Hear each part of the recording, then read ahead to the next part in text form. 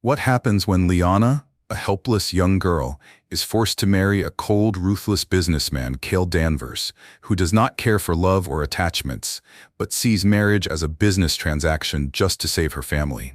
Will Liana conquer Kael's stone-cold heart with her innocence, or will Kael crush Liana with his arrogance? Let's find out. If you are new to this channel, please subscribe and give us a like. It means the world to us. You will live here now. You will have your own room, you will follow the house rules, and you will respect my privacy. The early morning sun streamed weakly through the cracked windows of the old room, casting faint light over the peeling wallpaper and the worn-out mattress on the floor in the farthest corner of the house. Hidden away from the grandeur of the main mansion lived Liana Evans, the true heir of the Evans fortune, though no one treated her like it. She was a shadow in her own home. Once, when her mother was alive, Liana had lived like a princess. Her mother, Rachel Evans, had been the pride of the business world, beautiful, strong, and the sole heir to the sprawling Evans enterprises. But everything fell apart when Rachel died in a tragic accident.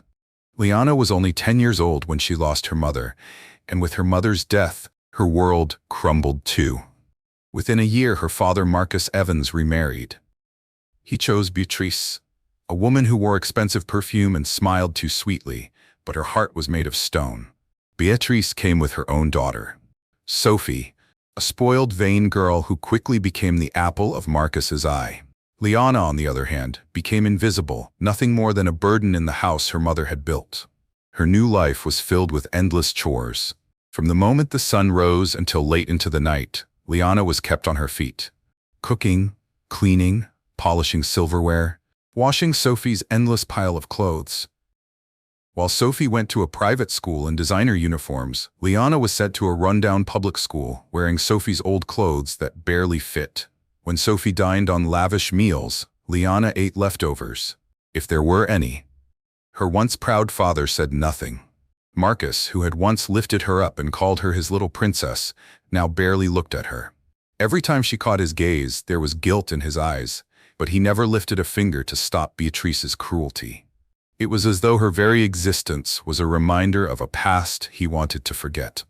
Beatrice's shrill voice cut through the morning air. "The kitchen is filthy. What are you waiting for? Move your lazy feet." Liana wiped her hands on her threadbare apron and rushed down the narrow servant staircase. She kept her head down as she passed Sophie, who lounged on the ornate living room sofa, scrolling through her new phone and sipping freshly squeezed orange juice. Sophie smirked as Liana passed by. "Don't forget the laundry, servant girl," she sneered, tossing a balled-up sweater at Liana's feet. Liana bent to pick it up without a word. She had learned long ago that arguing only made things worse. Sometimes, when she stood up too fast, the floor would tilt beneath her feet, and a wave of dizziness would rush to her head. She'd learned to pause, to breathe deeply, to pretend she was just moving slowly. Once, she had fainted while scrubbing the front steps in the heat. Beatrice had accused her of faking it, dragging her inside and forcing her to mop the foyer with trembling hands. Since then, Liana had kept her weakness a secret. As she scrubbed the kitchen floor on her knees, she heard Beatrice speaking loudly in the next room, deliberately within earshot. "I don't know why Marcus keeps her here. She's a waste of space, a charity case. She should be grateful. We haven't thrown her out into the streets." Marcus's weak voice mumbled something in response, but Liana didn't catch it. She didn't need to. He would do nothing. He never did. Tears stung her eyes, but she angrily blinked them away. Crying solved nothing. She had made herself a silent promise. One day, she would leave this house and never look back. But dreams seemed so far away when reality chained her down. When night fell, Liana sat by her small window, hugging her knees to her chest. From here, she could see the sprawling grounds of the Evans estate, the gardens her mother had once lovingly tended. Now they were overgrown and wild, just like her life. She whispered into the dark, "Mama, I miss you." The wind rustled the trees outside, almost as if whispering back. Meanwhile, across Norwell City, in a towering skyscraper lit up against the night sky, another soul was fighting his own silent battles. Kael Danvers, the ruthless CEO of Danvers International, stared out the floor-to-ceiling windows of his penthouse office. His empire stretched across the country, hotels, tech companies, real estate holdings, all under his command. To the world, he was untouchable, powerful, heartless. But hidden behind the legend was a broken man. 2 years ago, a brutal car accident had changed everything. Kael had been left partially paralyzed, wheelchair-bound, physically weaker, though his mind was as sharp as ever. His longtime fiancée had abandoned him soon after, unable to bear a future tied to a man like him. Since then, Kael had lived in isolation, surrounded by wealth but no warmth. And yet tonight, as he sipped his whiskey and gazed at the city's glittering skyline, a cold plan was forming in his mind. A plan that would change his life forever. A plan that involved marriage, not love. He didn't believe in such foolishness anymore. But a contract. A transaction. Kael smiled bitterly. Let them come crawling to him. He was ready. The Evans mansion, once a symbol of prestige and old money, was beginning to show cracks, not just in its walls but in its foundations. Marcus Evans sat in his private study, his head buried in his hands. Piles of unpaid bills, foreclosure notices, and threatening letters from the bank littered his desk. His once thriving business empire, a mixture of real estate, oil contracts, and trading companies, was falling apart faster than he could save it. It had started with a few bad investments, then an economic downturn, then a series of lawsuits that drained what little liquidity he had left. Now he was drowning. The whispers in the city grew louder every day. The Evans family is finished. Their wealth is just for show. They're one step away from disgrace. And in the middle of this slow collapse, Marcus's so-called friends had all disappeared. Every call he made for help was either ignored or politely declined. "You should have been smarter," one former associate had sneered on the phone. "You married a liability. That Beatrice and her daughter spend faster than you can make."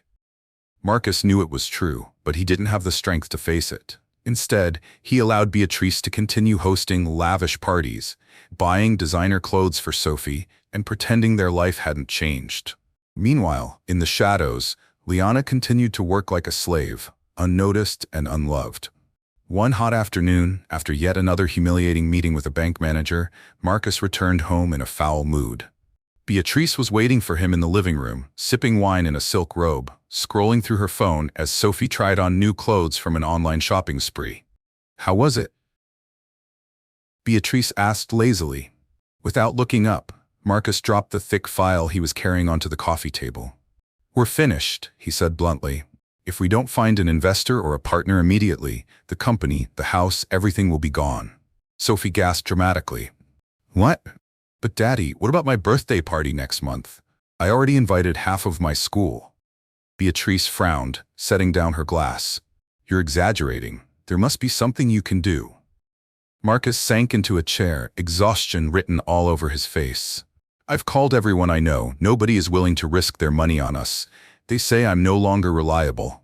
The room fell into a heavy silence. Then Beatrice straightened up, a sly look coming into her eyes. "There might be someone who can help," she said carefully. "Someone powerful enough to rescue us, if we're willing to make a sacrifice." Marcus looked at her suspiciously. "Who?" "Kael Danvers." At the mention of the name, a chill seemed to sweep through the room. Everyone knew Kael, the ruthless billionaire, the kingmaker who had the power to destroy or uplift businesses overnight. Since his accident, he had become reclusive, but his influence was stronger than ever. Sophie wrinkled her nose. "Isn't he crippled?" Beatrice waved her hand dismissively. "Who cares? He's rich, and he's looking for a wife." Marcus stared at her, horrified. "You're suggesting one of our daughters marry him?" "Not our daughters," Beatrice said quickly. "Just Liana." Sophie clutched her chest in mock relief. "Thank God. I almost fainted." Marcus's face twisted painfully. "Liana? She's just a child." Beatrice rolled her eyes. "She's 18, old enough. Besides, what good is she doing here? She's not even blood. She's Rachel's daughter, not mine. Let her be useful for once." Marcus looked away, shame flooding his heart. But deep down, he knew he was trapped. His pride, his legacy, his reputation, all of it hung by a thread. And so the decision was made, without consulting Liana, without even giving her a choice. That night, as Liana finished washing the dinner dishes, Beatrice summoned her to the sitting room. "Liana," she said sweetly, too sweetly, "your father and I have good news for you." Liana wiped her wet hands on her skirt and stood still, wary. "You're going to get married." Liana froze. Married? Beatrice smiled like a snake. Yes, to a very rich man. A man who will take care of you. Isn't that wonderful? Liana's stomach twisted. But I don't even know him. What about my school? It doesn't matter, Beatrice said, her voice hardening. You're doing this for your family. The family needs you to step up as the first daughter. She turned to Marcus, who sat slumped in his chair, unable to meet his daughter's eyes. Tears welled up in Liana's eyes, but she forced herself to stay strong. When? She whispered. Next week, Beatrice said, clapping her hands in satisfaction. Start packing. You're moving into your husband's house immediately after the wedding. Liana stumbled back into her tiny room that night, numb. The walls seemed to close in on her. The air felt too heavy to breathe. She lay on her mattress, staring at the cracked ceiling, her heart breaking. No one asked if she wanted this. No one cared. She was nothing more than a pawn to them, something to be bartered away to save a sinking ship. And somewhere in Norwell City, behind the gates of a sprawling mansion, Kael Danvers sat in his wheelchair, reading a report. On the Evans family's situation with cold amusement, he smiled grimly. Everything was falling into place. The week leading up to the wedding passed in a blur for Liana, not because of excitement, but because of how rushed and hollow everything was. There was no bridal shower, no gown fittings, no ceremony rehearsals, just a few hastily made arrangements, whispered discussions between adults, and a simple traditional wedding they could barely afford. Beatrice didn't even bother buying her a new dress. Instead, Liana was handed a faded ivory lace gown that had been used years ago by one of Beatrice's distant cousins. It smelled faintly of mothballs, and it was 2 sizes too big, but no one cared enough to adjust it. You should be grateful. Beatrice sneered as she tossed the dress onto Liana's bed. You're about to marry into wealth beyond your dreams. Many girls would kill to be in your position. Liana sat silently, folding the old dress across her lap. Inside her chest, her heart twisted painfully. She felt like a lamb being led to slaughter. On the morning of the wedding, Liana stared at herself in the cracked mirror propped against her wall. Her reflection was almost unrecognizable. Someone had applied light makeup to her face, more to make her look presentable than to celebrate her. Her hair was styled into a simple low bun, and she wore a pair of worn gold earrings that had once belonged to her late mother. A soft knock came at her door.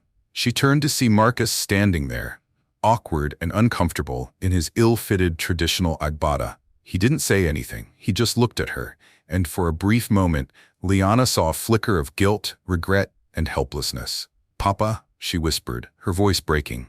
But Marcus only cleared his throat and looked away. "It's time," he said stiffly. And just like that, Liana's last hope crumbled. The wedding took place in a small community hall on the outskirts of Norwell, far from the grandeur that the Evans name once commanded. A few people from Marcus's business circle attended, mostly out of curiosity, not affection. Liana sat beside Kael, her new husband, who was wheeled in by 2 sharply dressed bodyguards. He wore a sharp, dark green agbada, and despite sitting in a wheelchair, he exuded power and cold authority. He didn't glance at her during the entire ceremony. Kael's face was unreadable, carved from stone, betraying no emotion. Liana could barely breathe under the weight of humiliation and sadness pressing down on her. When it was time for the vows, her voice trembled so badly that the officiant had to repeat the words twice before she managed to say, "I do." Kael's voice, however, was firm and steady. "I do." The signing of the marriage register was mechanical, almost like a business transaction. There were no kisses, no applause, just a low murmur of polite claps. As the deal was sealed, by evening, Liana was packed into a black SUV, her few belongings crammed into a small suitcase, and driven away from the only home she had ever known. No one hugged her goodbye, no one shed a tear. Sophie even waved mockingly as the car pulled away. "Good luck, cripple's wife," she called after her, laughing. Liana stared out of the tinted window, her vision blurred with tears. Her heart felt like it had been ripped from her chest. She was alone, utterly and completely alone. The car wound its way through the rich neighborhoods of Westbridge, passing tall white mansions, manicured lawns, and guarded estates. Finally, they arrived at a towering mansion, Kael's home. The black iron gates opened silently, and the SUV rolled up the long driveway lined with tall palm trees and marble fountains. The house itself was massive, a modern palace with high glass walls, grand balconies, and sprawling gardens as they pulled to a stop. A team of domestic staff in smart uniforms came out to meet them. They bowed respectfully to Kael as the bodyguards helped lift him from the car into his wheelchair. Liana stepped out slowly, clutching her small suitcase tightly to her chest, feeling completely out of place. Kael finally turned his cold eyes on her, studying her silently for a long moment. "You will live here now," he said curtly. His voice was deep, commanding, leaving no room for argument. "You will have your own room. You will follow the house rules, and you will respect my privacy." Liana nodded wordlessly, her throat too tight to speak. Without another word, Kael wheeled himself toward the grand entrance, leaving her standing alone by the car, the wind tugging at her thin dress. A maid came to her side, taking her suitcase gently. "This way, madam," the maid said kindly, as Liana followed the maid into the mansion. She felt the heavy doors close behind her, sealing her fate. She was now Mrs. Liana Danvers, but what kind of marriage this would be she had no idea. All she knew was that her life would never be the same again. The mansion was silent, so silent that Liana could hear the soft click of her sandals echoing on the marble floor as she followed the maid through the grand hallway. The place was beautiful, more luxurious than anything she had ever seen, but it felt cold, like a museum. It was not a home. It was a prison dressed in gold. The maid, an older woman named Mrs. Cora, was kind enough to show her around briefly. The mansion had 3 floors, a private cinema, a library, indoor and outdoor swimming pools, and endless empty sitting rooms decorated with imported furniture. "You will be staying here, madam," Mrs. Cora said, opening the door to a guest room. On the 2nd floor, the room was large, much bigger than her entire corner back at the Evans house. It had a queen-size bed with soft cream sheets, a large window overlooking the gardens, and a private bathroom. Liana placed her small suitcase on the floor and stood awkwardly, unsure what to do next. "Master Kael's room is on the ground floor," Mrs. Cora said in a low voice. "He doesn't like to be disturbed unless he calls." Liana nodded quietly. "If you need anything, just ring the bell by the door," Mrs. Cora added, smiling kindly. "Welcome to your new home." Liana gave a small, forced smile. "Thank you." After Mrs. Cora left, Liana sat on the edge of the bed, her hands trembling in her lap. She had been married less than 6 hours. She was now living under the same roof with a man she barely knew, tied to a future she had not chosen. She felt like a stranger in her own skin. Tears burned behind her eyes, but she blinked them away fiercely. She had cried enough in her old life. Crying wouldn't help her now. She needed to survive this new one. Days turned into weeks. Liana settled into a routine, one that was lonely and mechanical. Kael kept mostly to himself. He spent most of his time in his study or holding meetings with his assistants. Occasionally, she would catch a glimpse of him wheeling himself across the wide halls, moving fast and efficient, his face a cold mask. They barely spoke. In the mornings, Liana would help prepare his breakfast, even though there were more than enough staff to do it. She would check if he needed anything, but he often dismissed her with a curt shake of his head at noon. She would take walks around the garden, pretending not to feel the heavy stares from the security guards. In the evenings, she would read alone in her room, waiting for sleep to take her away from the emptiness. Kael never invited her into his personal space. He never touched her. It was as if she was invisible to him, much like she had been at the Evans house. But unlike back home, here, the loneliness was heavier, because deep down she had hoped, maybe foolishly, that marriage might offer her a chance at something different, a chance at being wanted. Instead, she was nothing more than an obligation, a sacrificial bride. One evening, about a month into their marriage, Liana sat on the balcony outside her room, watching the sunset. The sky was a burning canvas of orange and purple, the last light of day slowly fading into night. She hugged herself, feeling the cool breeze brush against her skin. Was this what the rest of her life would look like? Living in a golden cage, married to a man who didn't even see her? She didn't realize someone had approached until she heard the soft roll of wheels against the marble floor. She turned and found Kael watching her from a distance. For a moment, neither of them said anything. The wind carried the scent of fresh rain from the gardens below. Liana stood up awkwardly. unsure if she was supposed to bow, greet, or leave. "You don't have to stand," Kael said, his voice low. She nodded and sat back down, folding her hands tightly on her lap. Kael rolled closer, stopping a few feet away. His dark eyes studied her in the fading light. "Are you adjusting?" he asked after a long silence. It was the first real question he had asked her since their wedding. Liana swallowed. "I'm trying, sir." He arched an eyebrow slightly at the "sir," but said nothing about it. Another silence stretched between them. Then Kael leaned back in his chair. "You're free to do whatever you want here," he said. "You are not a prisoner." Liana nodded, though she didn't feel free. "And if you need anything," he added, his voice tightening slightly, "you can ask Mrs. Cora." He started to wheel himself away, but something in Liana broke. "Why did you marry me?" she blurted out, her voice cracking. Kael paused. His back was to her now, and for a moment she thought he would ignore her question. But then he turned slightly, his face hidden in shadows. "Because I needed a wife," he said simply. And with that, he wheeled away, leaving Liana alone once again with the sinking feeling in her chest. It wasn't love. It wasn't even affection. It was just a transaction. And she was just the product that had been sold to him. Later that night, Liana lay on her large bed, staring at the ceiling. No matter how beautiful the room was, it couldn't erase the emptiness inside her. She closed her eyes tightly, willing herself to believe that one day, maybe one day, her life would mean more than this. But for now, she was just a girl surviving in a stranger's house, a sacrificial bride tied to a man who kept secrets hidden behind cold, sharp eyes. And somewhere deep inside the mansion, in the quiet darkness of his own bedroom, Kael lay awake, staring at the ceiling too. He could still see the sadness in her eyes. It clawed at something inside him, something he thought he had long buried. And for the first time in years, Kael Danvers felt something he didn't want to feel: guilt. Days passed, then weeks.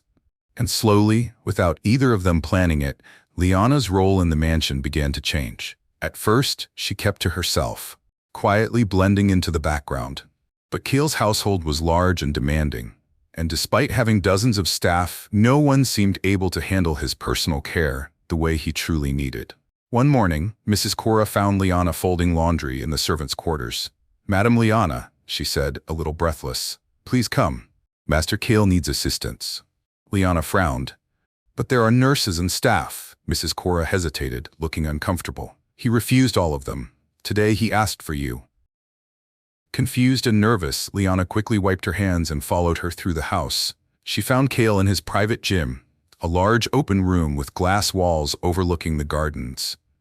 He was trying to transfer himself from his wheelchair to the weight bench, but was struggling to find balance. The sight of him, so strong yet vulnerable at the same time, made something tighten inside Liana's chest. Kael glanced up, his face unreadable. "Come here." She obeyed without question. "Hold my arm," he ordered softly. Her small hands wrapped around his strong forearm as she helped guide him onto the bench. His skin was warm, and for a second, their eyes locked, something heavy and unspoken passing between them. Once he was settled, Kael leaned back, breathing out slowly. "Thank you," he muttered. Liana stepped back, keeping her eyes low. "Would you like me to call the trainer, sir?" He shook his head. "No. Stay." And so she stayed. From that day, Liana began assisting him more often. It started with small things, bringing him his meals, organizing his medications, helping him wheel into the gardens for fresh air. Then it moved to more personal matters, adjusting his clothes, massaging his stiff legs when the cramps got too bad, even bathing him on days when he couldn't manage alone. At first, it was awkward. The first time she helped him bathe, her hands trembled so badly that she dropped the sponge into the water. Kael said nothing. He simply closed his eyes, his face turned away, letting her work in silence. Liana tried to be professional, focusing on the task at hand. But every time her fingers brushed his bare skin, her heart raced uncontrollably. He was not an old man. He was not broken. He was young, strong, intimidatingly handsome, and he was looking at her differently now too. One evening after dinner, Liana sat with Kael in the garden, helping him stretch his legs as part of his therapy. The night air was cool, and the moon hung low over the mansion. "Why do you do it?" he asked suddenly. She looked up, confused. "Do what?" "Serve me, care for me, so quietly, so patiently. Most women would hate me." Liana swallowed, her throat tight. I was raised to endure and to do my duty. Kael's jaw tightened. That's not the life you deserve. She gave a small, sad smile. We don't always get what we deserve. Their eyes locked across the dimly lit garden. For the first time, Liana saw something crack behind Kael's cold mask, a rawness, a wound still bleeding inside him. You remind me, he said softly, of what I thought didn't exist anymore. He didn't explain further. Instead, he grunted and wheeled himself back inside, leaving her sitting there, heart pounding uncontrollably in the dark. As the days melted into nights, the tension between them grew heavier, like thick smoke filling the mansion. It was in the way Kael's eyes lingered on her when she entered a room. It was in the way Liana's hands trembled whenever she helped button his shirt. There were nights when Liana lay in her bed, staring at the ceiling, her body aching with a strange, painful need she didn't understand. And there were nights Kael sat awake in his study, gripping the wheels of his chair tightly, fighting urges he hadn't felt in years. He wanted her badly, but he couldn't afford to touch her. Not yet. Because once he crossed that line, there would be no turning back. And Kael Danvers didn't do anything halfway. He either claimed something completely or not at all.